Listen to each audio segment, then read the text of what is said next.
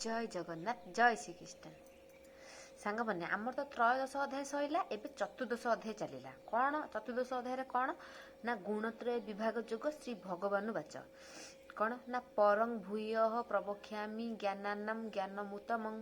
जज्ञात्वा मुनय सर्वे परां सिद्धि मितोगता श्री भगवान वाच कौन ना श्री भगवान कहले हे अर्जुन जो ज्ञान सर्वज्ञान प्रधान जे ज्ञान रे परमात्मा को ध्यान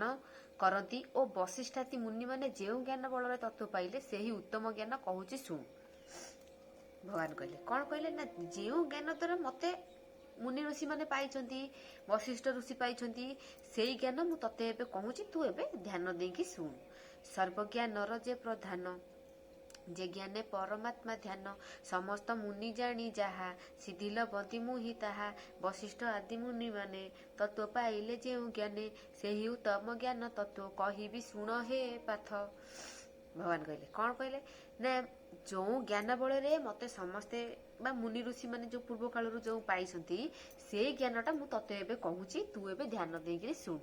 जे ज्ञान रे परमात्मा को ध्यान करती आ वशिष्ठ माने जो ज्ञान बल मते पाइले बा उत्तम ज्ञान पाइले से ज्ञान मु तते एबे कहूची जय जगन्नाथ।